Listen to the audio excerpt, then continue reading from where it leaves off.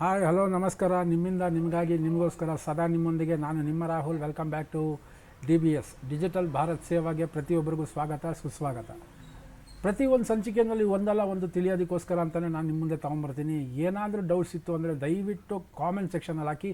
ಈ ಸತಿ ನಾನು ಈ ಸಂಚಿಕೆಯಲ್ಲಿ ಅವತ್ತಿಂದ ನೀವು ಕಾಯ್ತಾ ಇರೋಂಥದ್ದು ಮೀನ್ಸ್ ಅಪ್ಲಿಕೇಶನ್ನ ಯಾವ ಥರ ಹಾಕೋದು, ಅಪ್ಲಿಕೇಶನ್ ಹಾಕುವಾಗ ಏನು ಪ್ರೊಸೀಜರು, ಹೆಂಗೆ ಹಾಕಬೇಕು, ಏನು ಡಾಕ್ಯುಮೆಂಟೇಷನ್ ಬೇಕು, ಪ್ರತಿಯೊಂದು ನಾನು ಇದರಲ್ಲಿ ತಿಳಿಸ್ಕೊಡ್ತೀನಿ. ಇದು ಡೈರೆಕ್ಟಾಗೆ ನಾನು ಅಪ್ಲಿಕೆಂಟ್ಗೆ ನಾನು ಕಾಲ್ ಮಾಡಿ ಅವ್ರಿಗೆ ಬೇಕಾಗಿರೋಂಥ OTP ತೊಗೊಂಡು ಅಪ್ಲಿಕೇಶನ್ ಹಾಕೋ ರೀತಿ ಎಲ್ಲ ಡೈರೆಕ್ಟಾಗಿ ರೆಕಾರ್ಡಿಂಗ್ ಮಾಡೇ ನಿಮ್ಮ ಮುಂದೆ ಹಾಕ್ತಾ ಇರೋಂಥದ್ದು.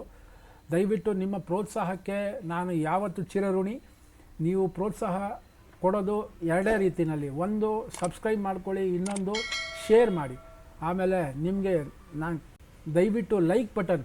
ಈ ಸತಿ ನಾನು ಈ ಒಂದು ಎಪಿಸೋಡಲ್ಲಿ ನನಗೆ ಮಿನಿಮಮ್ ಅಂದ್ರೂ ಒಂದು 3,000-5,000 ಗಂಟೆ ಆದರೂ ನನಗೆ ಲೈಕ್ಸ್ ಬರಬೇಕು ಅನ್ನೋದು ಒಂದು ನಾನು ಅಂದ್ಕೊಂಡಿದ್ದೀನಿ. ದಯವಿಟ್ಟು ನಿಮ್ಮ ಕಡೆಯಿಂದ ಪ್ರತಿಯೊಬ್ಬರು ಯಾರು ನಾವು ಮಾಡಿರೋಂಥ ಎಪಿಸೋಡನ್ನ ನೋಡ್ತೀರಾ ದಯವಿಟ್ಟು ಲೈಕ್ ಮಾಡಿ, ಪ್ರೋತ್ಸಾಹ ಕೊಡಿ. ಅದಾದ ನಂತರ ನನ್ನ ಲೈಕ್ಸು ಅದು ಆ ಒಂದು ಮಟ್ಟಿಗೆ ತಲುಪಿದ ಮೇಲೆ ನಾನು ಇನ್ನೊಂದು ಎಪಿಸೋಡ್ ಹಾಕ್ತೀನಿ. ಅಲ್ಲಿ ಗಂಟ ಸ್ವಲ್ಪ ಡಿಲೇನೇ ಮಾಡ್ತೀನಿ. ಯಾಕೆಂದರೆ ನಾವು ಮಾಡೋವಂಥ ಕೆಲಸಗಳು ನಿಮಗೋಸ್ಕರ ಅಂತ ಮಾಡಿದಾಗ ನಾವು ನಿಮ್ಮಿಂದ ಬಯಸೋದು ಒಂದೇ, ಹೌದು ನಾನು ಮಾಡ್ತಾ ಇರೋದು ಕರೆಕ್ಟಾಗಿದೆ, ನನ್ನಲ್ಲೇನೋ ತಪ್ಪಿದ್ರೆ ನಾನು ತಿದ್ಕೋತೀನಿ, ಅದನ್ನು ನನಗೆ ಹೇಳಿ ಕಾಮೆಂಟ್ಸಲ್ಲಿ ಹಾಕಿ, ಸಬ್ಸ್ಕ್ರೈಬ್ ಮಾಡ್ಕೊಳ್ಳಿ ಮತ್ತು ಶೇರ್ ಮಾಡ್ಕೊಳ್ಳಿ. ಸೊ ಮೇನ್ ಪಾಯಿಂಟಿಗೆ ಬರೋಣ. ನಾನು ಇವಾಗ ಅವ್ರನ್ನ ಕಾಲ್ ಮಾಡ್ತೀನಿ. ಕಾಲ್ ಮಾಡಿಬಿಟ್ಟು ಯಾವ ಥರ ಅಪ್ಲಿಕೇಶನ್ ಹಾಕೋದು ಅಂತಲೂ ಹೇಳ್ತೀನಿ. ಪ್ರತಿಯೊಬ್ಬರಿಗೂ ಗೊತ್ತು ನನ್ನ ಚಾನಲ್ಲು ಡಿಜಿಟಲ್ ಭಾರತ್ ಸೇವಾ ಅಂತ. ನನ್ನ ಚಾನಲ್ ಅನ್ನೋದಕ್ಕಿಂತ ಇದು ನಿಮ್ಮ ಚಾನಲ್, ನಿಮಗೋಸ್ಕರ ಅಂತ ಮಾಡಿರೋವಂಥ ಚಾನಲ್. ಓಕೆ, ಪ್ರತಿಯೊಬ್ಬರು ತಿಳಿಲಿ, ಪ್ರತಿಯೊಬ್ಬರು ಕಲೀಲಿ, ಬೇರೆಯವ್ರಿಗೆ ಕಲಿಸ್ಕೊಡ್ಲಿ ಅಂತಲೇ ಮಾಡ್ತಾರಂತ. ಬನ್ನಿ ಸ್ಟಾರ್ಟ್ ಮಾಡೋಣ. Okay,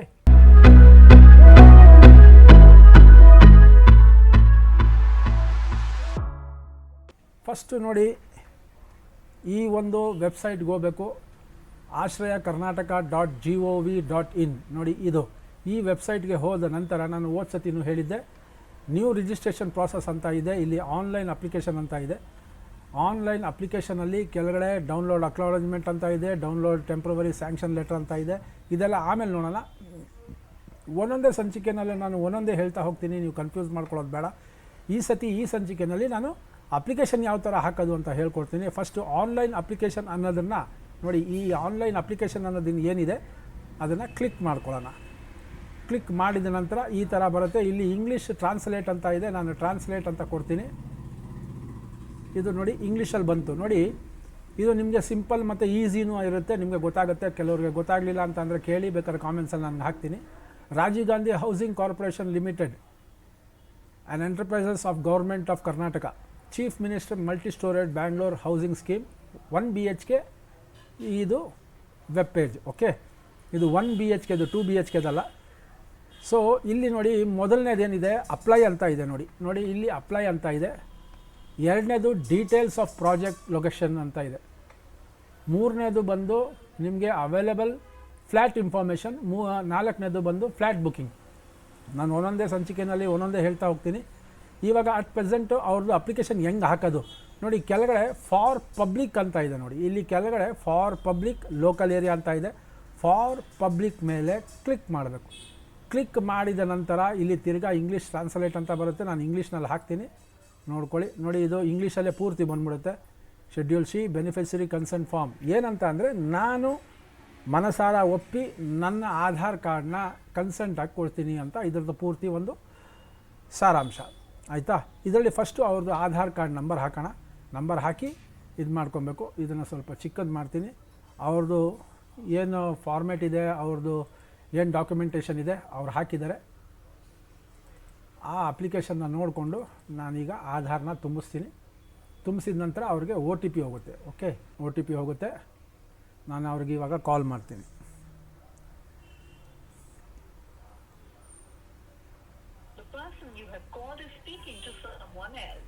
Aadhaar authentication ಒತ್ತನ. ಇದೇನು ಇಂಗ್ಲೀಷ್ ಬೇಡ, ಇದನ್ನು ನಾರ್ಮಲಾಗಿ ಹೆಸರೇ ಹಾಕ್ತೀನಿ. ಮೇಡಮ್ ನಮಸ್ತೆ. ಮೇಡಮ್ ಆನ್ಲೈನ್ ರೆಕಾರ್ಡಿಂಗಲ್ಲೇ ಇದೆ, ಆಯಿತಾ? ಹಾಂ, ಹಂಗೆ ಲೈನಲ್ಲೇ ಇರಿ ಮೇಡಮ್. ಇಲ್ಲಿ ಸಬ್ಮಿಟ್ ಕೊಟ್ಟಿದ ತಕ್ಷಣ ಆ ಮೇಡಮ್ ಅವ್ರಿಗೆ ಒ ಟಿ ಪಿ ಹೋಗುತ್ತೆ. ಆ ಒ ಟಿ ಪಿ ಈಗ ಮೇಡಮ್ ಅವ್ರ ಹತ್ರ ಕೇಳೋಣ. ಹಾಕಿದ ತಕ್ಷಣವೇ ಆಧಾರು ಮತ್ತು ಅವ್ರ ಹೆಸರು ಹಾಕಿದ ತಕ್ಷಣ ತಿರ್ಗಾ ಏನು ಬರುತ್ತೆ, ಕೆಳಗಡೆ ನಿಮಗೆ ಕನ್ಸೆಂಟ್ ಅಂತ ಬರುತ್ತೆ. ಮೀನ್ಸ್ ಕನ್ಸೆಂಟ್ ಅಂತ ಅಂದರೆ ಆ ಕನ್ಸೆಂಟ್ ಏನು ನಾವು ಕೊಟ್ಟಿದ್ದೀವಲ್ಲ ಆ ಕನ್ಸೆಂಟ್ದು ಚೆಕ್ ಆ್ಯಂಡ್ ಪ್ರೊಸೀಡ್ ಅಂತ ಬರುತ್ತೆ. ಅಂದರೆ ಅವ್ರು ಹಾಕಿದಾರೋ ಇಲ್ವೋ, ಇಲ್ಲ ಈಗ ಹೊಸ್ದಾಗಿ ಹಾಕ್ತಾಯಿದ್ದಾರೋ ಇಲ್ವಾ, ಅದ್ರ ಬಗ್ಗೆ ಇದು ಕೇಳುತ್ತೆ. ಸೊ ಫಸ್ಟು ನಾವು ಇಲ್ಲಿ check and consent, check and proceed, check and proceed ಅಂತ ಕೆಳಗಡೆ ಏನು ಬರುತ್ತೆ ಅದನ್ನು ಕ್ಲಿಕ್ ಮಾಡಬೇಕು. ಕ್ಲಿಕ್ ಮಾಡಿದ ತಕ್ಷಣ ನೋಡಿ ಅವರು ಇನ್ನೂ ಅಪ್ಲಿಕೇಶನ್ ಹಾಕಿಲ್ಲ. ಸೊ ಅವರು ಆಧಾರ್ ನಂಬರು ಮತ್ತು ಅವ್ರ ಹೆಸರು ಬಂದಿರುತ್ತೆ. ಕೆಳಗಡೆ ಅವ್ರ ರೇಷನ್ ಕಾರ್ಡ್ ನಂಬರ್ನ ಹಾಕಬೇಕಾಗತ್ತೆ. ಓಕೆ, ಹಂಗೆ ಲೈನಲ್ಲಿರಿ ಮೇಡಮ್. ರೇಷನ್ ಕಾರ್ಡ್ ಹಾಕ್ತಾಯಿದ್ದೀನಿ. ಇಲ್ಲಿ ಅವ್ರು ರೇಷನ್ ಕಾರ್ಡ್ ಹಾಕಬೇಕು. ಈ ರೇಷನ್ ಕಾರ್ಡ್ ಹಾಕಿದ್ಮೇಲೆ ಅವ್ರ ಎಲಿಜಿಬಿಲಿಟಿ ಕ್ರೈಟೀರಿಯಾ ಇಲ್ಲಿ ಗೊತ್ತಾಗುವಂಥದ್ದು. ಇಲ್ಲಿ ಕಂಟಿನ್ಯೂ ಅಂತ ಕೊಡಬೇಕು.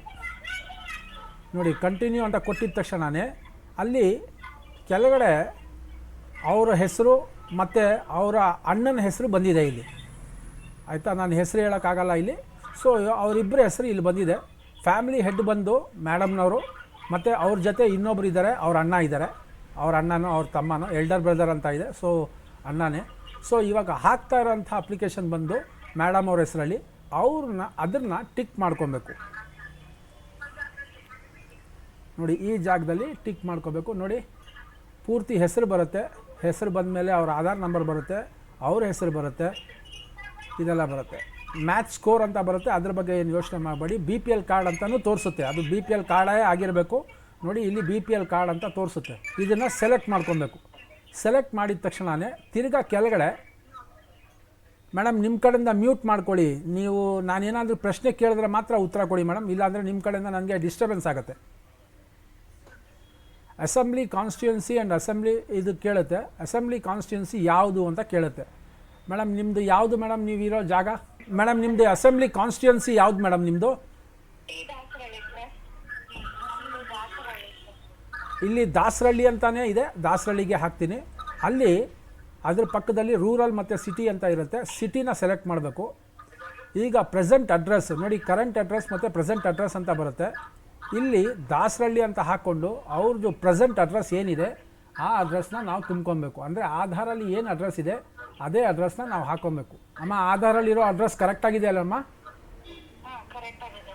ಇದನ್ನು ಅಡ್ರೆಸ್ ಕರೆಕ್ಟಾಗಿ ತುಂಬುವಾಗ ಅವರ ತಂದೆ ಹೆಸರು ಇಲ್ಲ ಯಾರು ಕೇರ್ ಆಫ್ ಇರ್ತಾರೆ ಅದನ್ನು ಕರೆಕ್ಟಾಗಿ ಸ್ಪೆಲ್ಲಿಂಗ್ನ ಹಾಕಬೇಕು.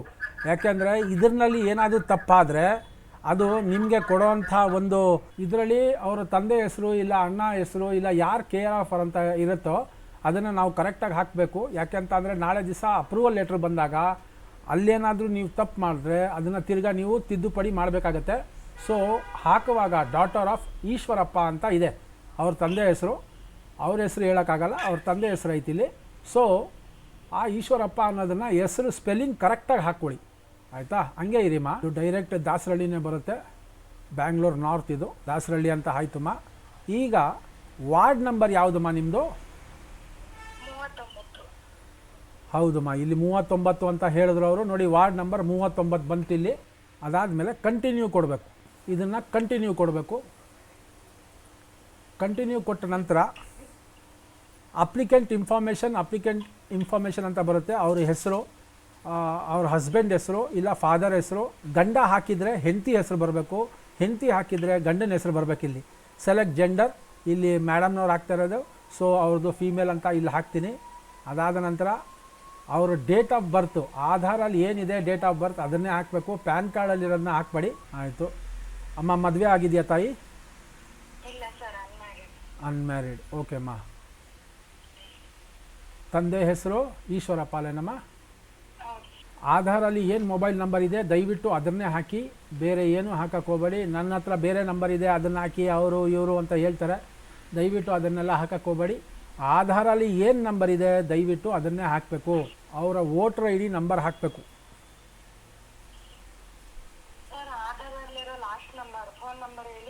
198 ಅಮ್ಮ. ವೋಟರ್ ಐ ಡಿ ನಂಬರ್ ಹಾಕಬೇಕು. ಇಮೇಲ್ ಐ ಡಿ ಗೊತ್ತಮ್ಮ? ನನಗೆ ವಾಟ್ಸಪ್ಪಲ್ಲಿ ಕಳಿಸಿಮ್ಮ. ಯಾವುದಮ್ಮ ಕ್ಯಾಸ್ಟು ಹಿಂದೂ ಅಲ್ಲೇನಮ್ಮ SC ST ಅಂತ ಬರುತ್ತೆ ಇವ್ರದ್ದು. ಸೊ SC ST ಅಂತಾನೆ ಹಾಕೋಬೇಕು. ಇಮೇಲ್ ID ಸಾಕಮ್ಮ. ನೋಡಿ ಕ್ಯಾಟಗರಿನ ಸೆಲೆಕ್ಟ್ ಮಾಡುವಾಗ ಭಾಳ ಹುಷಾರಾಗಿ ಸೆಲೆಕ್ಟ್ ಮಾಡಿ, ಯಾಕಂದರೆ ಕ್ಲಾಸ್ 1 ಬೇರೆ, P ಕ್ಯಾಸ್ಟ್ ಬೇರೆ, SC ST ಬೇರೆ, ಕ್ಲಾಸ್ 2A ಬೇರೆ, 2B ಬೇರೆ, 3A ಬೇರೆ, 3B ಬೇರೆ ಮತ್ತು ಜನರಲ್ ಬೇರೆ. SC ST ಅವ್ರಿಗೆ ಮಿನಿಮಮ್ ಅಂತ ಅಂದ್ರೂ ಒಂದು ಅವ್ರಿಗೆ ಸಬ್ಸಿಡಿನೇ 3.5 ಲಕ್ಷ ಇದೆ. ನಾನು ಅದು ಇನ್ನೊಂದು ಎಪಿಸೋಡಲ್ಲಿ ಹೇಳ್ತೀನಿ, ಯಾಕೆಂದರೆ ಪ್ರೀವಿಯಸ್ಲಿ ಇದು ನಮ್ಮ 1 ಲ್ಯಾಕ್ ಹೌಸಿಂಗ್ ಸ್ಕೀಮಲ್ಲಿ ಸಿಂಗಲ್ ಬೆಡ್ರೂಮ್ ಬಂದು 7,10,000 ಇತ್ತು, ಇವಾಗ 10,50,000 ಆಗಿದೆ. ನಾವು ಇಮೇಲ್ ID ಯಾಕೆ ಹಾಕಬೇಕು ಅಂತ ಅಂದರೆ ಇದು ಮ್ಯಾಂಡಿಟರಿ ಅಲ್ಲ, ಆದರೂ ಏನಕ್ಕೆ ಹಾಕ್ತೀವಿ ಅಂದರೆ ನಾಳೆ ದಿವಸ ಏನೋ ಕನ್ಫರ್ಮೇಷನ್ ಆಯಿತು, ಅವ್ರಿಗೆ ID ನಂಬರ್ ಬಂತು ಅಂದಾಗ ಆ ID ನಂಬರು ಪ್ರತಿಯೊಂದು ಅವ್ರ ಇಮೇಲ್ ID ಇರುತ್ತೆ. ಸೊ ಅವ್ರಿಗೂ ತೊಂದರೆ ಆಗಲ್ಲ, ಅವರು ಕೇಳೋದಕ್ಕೆ ತೊಂದರೆ ಆಗಲ್ಲ, ಅದು ಮೇಯ್ನು. ಬೇರೆ ಕಡೆ ಏನು ಮಾಡ್ತಾರೆ, ಇಮೇಲ್ ID ಹಾಕಲ್ಲ, ಗ್ಯಾನ್ ಬಂದಂಗೆ ಅಪ್ಲಿಕೇಶನ್ನ ತುಂಬ್ತಾರೆ, ಆಮೇಲೆ ನಾಳೆ ದಿವಸ ID ಕೇಳಿದ್ರೆ IDನೂ ಹೇಳಲ್ಲ, ಅಕೌಂಟ್ ನಂಬರು ಹೇಳಲ್ಲ. ಸೊ ಜನಗಳಿಗೆ ತೊಂದರೆ ಆಗುತ್ತೆ. ದಯವಿಟ್ಟು ಇಲ್ಲಿ ಅವ್ರದ್ದು ಇಮೇಲ್ IDನ ಕೇಳಿ ಹಾಕ್ಕೊಳ್ಳಿ. ಅದಾದ ನಂತರ ಅವ್ರದ್ದು ಕ್ಯಾಸ್ಟ್ದು RD ನಂಬರ್ನ ಹಾಕಬೇಕು. ನೋಡಿ ಕ್ಯಾಶ್ದು ಹಾಕಬೇಕು, ಇಲ್ಲಿ ಇನ್ಕಮ್ದಲ್ಲ. ಯಾಕೆಂದರೆ SC STನಲ್ಲಿ ಕ್ಯಾಸ್ಟ್ದೇ ಬೇರೆ ಸರ್ಟಿಫಿಕೇಟ್ ಬರುತ್ತೆ ಮತ್ತು ಇನ್ಕಮ್ದೇ ಬೇರೆ ಸರ್ಟಿಫಿಕೇಟ್ ಬರುತ್ತೆ. ಕ್ಯಾಸ್ಟ್ ಸರ್ಟಿಫಿಕೇಟಲ್ಲಿ ಅವ್ರದ್ದು ಫೋಟೋ ಇರುತ್ತೆ, ಇನ್ಕಮ್ ಸರ್ಟಿಫಿಕೇಟಲ್ಲಿ ಅವ್ರದ್ದು ಫೋಟೋ ಇರಲ್ಲ. ಅದೇ ಬೇರೆ ಕ್ಯಾಸ್ಟ್ಗಳಿಗೆ ಅಂದರೆ 2A 2B 3A 3B ಜನರಲ್ಲು ಎಲ್ಲ ಸಿಂಗಲ್ ಸರ್ಟಿಫಿಕೇಟ್ ಬರುತ್ತೆ. ಆದಾಯ ಮತ್ತು ಏನಂತಾರೆ ಅದಕ್ಕೆ ಜಾತಿ ಪ್ರಮಾಣ ಪತ್ರ ಎರಡೂ ಒಂದರಲ್ಲೇ ಬಂದ್ಬಿಡುತ್ತೆ. SC STನಲ್ಲಿ ಆ ಥರ ಆಗಲ್ಲ, ಅದು ಪೂರ್ತಿ ಬೇರೆ ಬರುತ್ತೆ. ಆಯಿತಾ? ಆಮೇಲೆ ಇನ್ನೊಂದು ಎಷ್ಟೋ ಜನಕ್ಕೆ ನಾನು ಹೇಳಬೇಕು ಅಂದ್ಕೊಂಡಿದ್ದೀನಿ, ಪ್ರತಿ ಒಬ್ರಿಗೂ ತಿಳ್ಕೊಳ್ಳಿ, SC ST ಅವರು ಒಂದು ಸತಿ ಕ್ಯಾಸ್ಟ್ ಸರ್ಟಿಫಿಕೇಟ್ ಮಾಡಿಸಿದ್ರೆ ಲೈಫ್ ಟೈಮ್ ಇರುತ್ತೆ, ಯಾವುದೇ ಕಾರಣಕ್ಕೂ ಚೇಂಜ್ ಆಗಲ್ಲ, ಅದು ಒಂದೇ ಸತಿ ಇರುತ್ತೆ. ಸೊ ಇದನ್ನು ರಿನ್ಯೂ ಮಾಡಬೇಕು ಅದು ಇದು ಅಂತ ಇರಲ್ಲ. ನಾನು ಅವ್ರದ್ದು ಕ್ಯಾಸ್ಟ್ ಇನ್ಕಮ್ದು RD ನಂಬರ್ ಹಾಕ್ತಾಯಿದ್ದೀನಿ.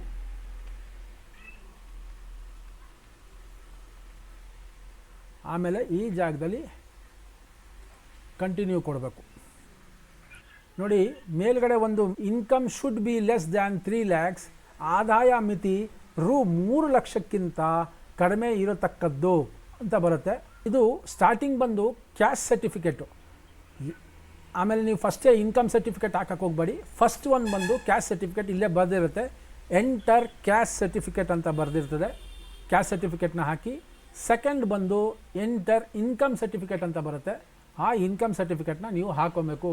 ಇವಾಗ ಇನ್ಕಮ್ ಸರ್ಟಿಫಿಕೇಟೇ ಬೇರೆ ಇದೆ, ಆ ಇನ್ಕಮ್ ಸರ್ಟಿಫಿಕೇಟ್ದು RD ನಂಬರ್ನ ನೀವು ಹಾಕೋಬೇಕಾಗತ್ತೆ. ನಾನು ಅದನ್ನು ಹಾಕ್ತೀನಿ ಈಗ. ಆದಾಯ ಪ್ರಮಾಣ ಪತ್ರ ಇನ್ಕಮ್ ಸರ್ಟಿಫಿಕೇಟ್, ಇದು ಬಂದು ವ್ಯಾಲಿಡಿಟಿ.